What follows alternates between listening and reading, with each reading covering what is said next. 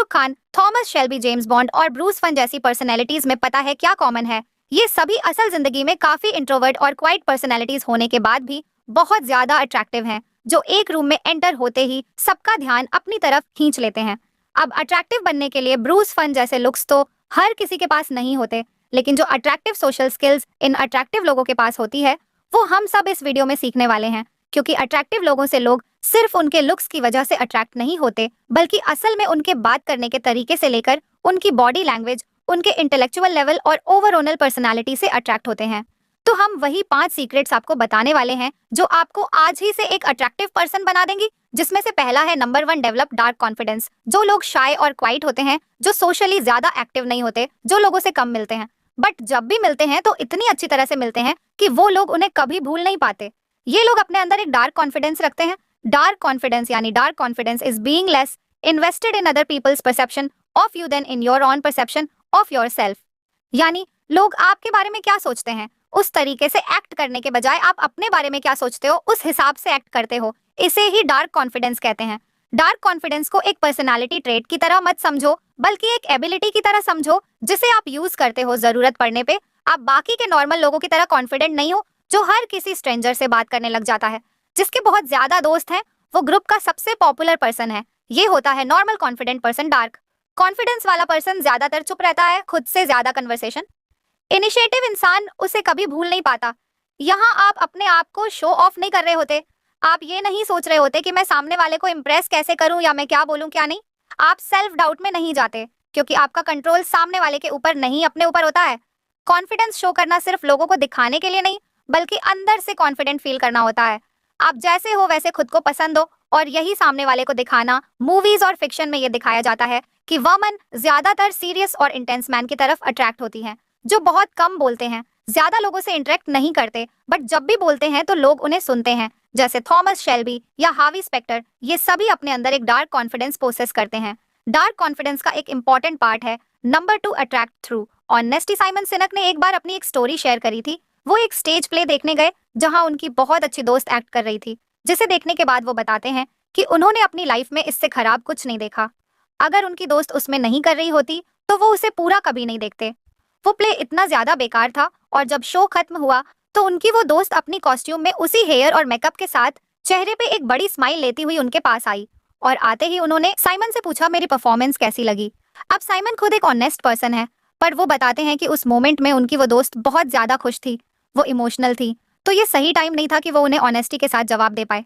पर प्रॉब्लम ये भी थी कि वो झूठ नहीं बोल सकते थे। इसीलिए अपनी दोस्त को रिप्लाई करते हुए उन्होंने कहा, I am so proud of you. तुम्हें स्टेज पर देखते हुए मुझे बहुत अच्छा लग रहा था। मेरी नज़र सिर्फ तुम पर ही थी, और मैं देख रहा था कि तुम अपनी परफॉर्मेंस को काफ़ी एंजॉय कर रही थी, जिसे देख के मुझे बहुत अच्छा लगा। जो सब कुछ एकदम सही था, वो रियलिटी में ऐसा फील कर रहे थे। उन्होंने अपनी दोस्त से कोई झूठ नहीं बोला, ना ही कंप्लीट ऑनेस्ट होकर उनका दिल तोड़ा। हाँ, उन्हें प्ले बिल्कुल भी अच्छा नहीं लगा, लेकिन उन्हें अपनी फ्रेंड की उस एक्ट के लिए डेडिकेशन सच में अच्छी लगी थी। पर अगले दिन साइमन ने अपनी दोस्त को कॉल करके पॉइंट बाय पॉइंट अपने दोस्त को सारी चीज़ें एक्सप्लेन करी, जिस वजह से उन्हें वो शो बिल्कुल भी अच्छा नहीं लगा, जो कि एक रैशनल कन्वर्सेशन थी। उनकी दोस्त भी उनकी बातों को अच्छे से समझ रही थी, जिसके बाद उन्होंने साइमन को कहा, मेरे साथ ऑनेस्ट रहने के लिए थैंक यू। हम लोग ज्यादातर यही गलती करते हैं, हम हमेशा 2 एक्सट्रीम्स पे चले जाते हैं। या तो हम ब्रूटली ऑनेस्ट होकर रूड बन जाते हैं, या पीपल प्लीजर बन के झूठे बन जाते हैं, जो दोनों ही गलत है। लेकिन आप अपनी ऑनेस्टी को किस तरह से सामने रखते हो, ये स्किल भी आपके अंदर होनी चाहिए। आपको हमेशा ऑनेस्ट रहना है, क्योंकि जब आप किसी की झूठी तारीफ करते हो तो सामने वाला समझ जाता है कि आप सच बोल रहे हो या झूठ। लेकिन साथ में काइंड और जनरस भी रहना है। नंबर 3, भी जनरस। दोस्तों, जरा इन दोनों सिचुएशंस पे थोड़ा ध्यान दो। एक हीरो जो विलन को मार के उसका सारा सोना लेकर चला जाता है, वहीं दूसरा हीरो विलन को मार के सारा सोना गरीब गांव वालों को बांट देता है।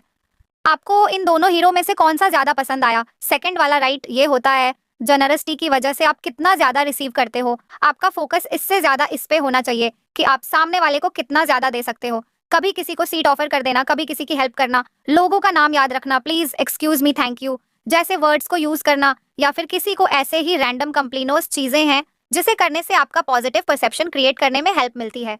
ये आपकी रिस्पेक्ट को इंक्रीज करता है, और आप एक पोलाइट और हम्बल पर्सनैलिटी की तरह दिख के आते हो। जब आप अपने सामने वाले को इंपॉर्टेंट फील कराते हो तो ये उनका कॉन्फिडेंस बूस्ट कर देता है, और ये चीज वो कभी नहीं भूलते।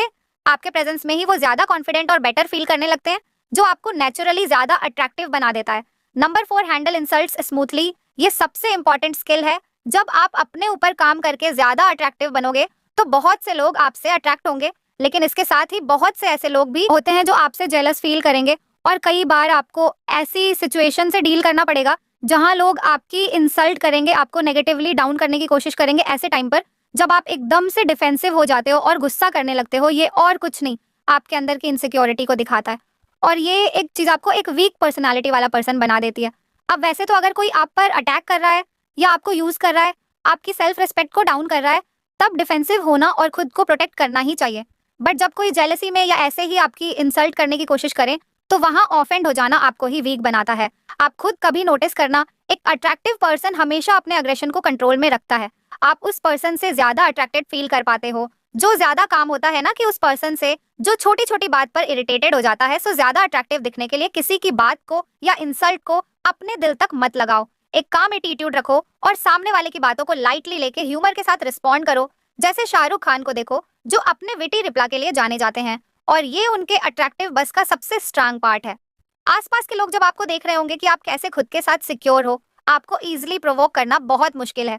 और जब भी कोई आपसे उल्टी सीधी बात करने की कोशिश करता है तो आप उसे ह्यूमर में कन्वर्ट करके मूड को लाइट अप कर देते हो। ये ट्रेड सबको बहुत ज्यादा अट्रैक्टिव लगती है।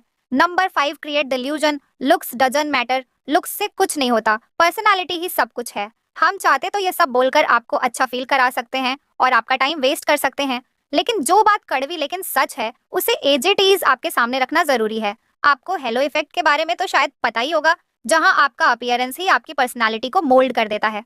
अगर आपके सामने कोई सूट वगैरह पहन के, अच्छा चश्मा और महंगी दिखने वाली घड़ी पहन के एकदम वेल ड्रेस्ड होके आ गया तो आप ऑटोमेटिक उससे एक रिच पर्सन के साथ एसोसिएट कर लोगे। हेलो इफेक्ट ऐसे ही काम करता है। सो ये कहना कि लुक्स मैटर नहीं करते, ये सरासर गलत है। लुक्स मैटर करते हैं, मानो या ना मानो, लेकिन एक किताब को उसके कवर से ही जज करा जाता है। और अगर कोई आपको इसका उल्टा बोल रहा है तो समझ जाओ कि वो आपसे बस झूठ बोल रहा है। इस बात को आप जितना जल्दी एक्सेप्ट कर लोगे, आप उतना ही जल्दी इस पे एक्शन ले पाओगे, क्योंकि अपने लुक्स को इम्प्रूव भी करा जा सकता है। सबसे पहले तो अपने दिमाग से ये निकाल दो कि आपके फेशियल फीचर्स ही या आपका स्किन कलर ही आपके लुक्स है। आप कितने गुड लुकिंग लगते हो ये आपकी ओवरऑल फिजिकल अपीयरेंस से डिसाइड होता है। आपके बालों से लेकर आपके जूते तक आपको सबको फिक्स करना होगा और ये सब फिक्स हो जाएगा अगर आप अपने इन 3 एरियाज पे अच्छे से काम कर लो। तो number 1 physical fitness, number 2 grooming, number 3 style. So सबसे पहले स्टार्ट करो फिजिकली फिट होने से। बॉडी बिल्डर जैसी बॉडी नहीं बनानी, बस अपनी बॉडी के अकॉर्डिंग बेस्ट शेप में आना है। ग्रूमिंग में आपका हेयर स्टाइल, स्किन हाइजीन, ये सब आएगा। और लास्ट स्टाइल में आएगा आपका ड्रेसिंग सेंस, आप किस तरह के कपड़े पहनते हो, उन्हें कैसे पहनते हो, ये सब आपका स्टाइल बनता है। अगर आप इन तीनों एरियाज पे फोकस करके अपनी बेस्ट फिजिकल अपीयरेंस सेट कर लो तो आधा काम तो हो गया। और अब आपको फोकस करना है अपनी पर्सनालिटी पे। तो अगर ये वीडियो आपको अच्छी लगी तो वीडियो को लाइक और चैनल को सब्सक्राइब करके हमें सपोर्ट करो और बेल नोटिफिकेशन ऑन कर लीजिएगा ताकि आप आने वाली वीडियोस मिस ना कर पाओ। Thank you.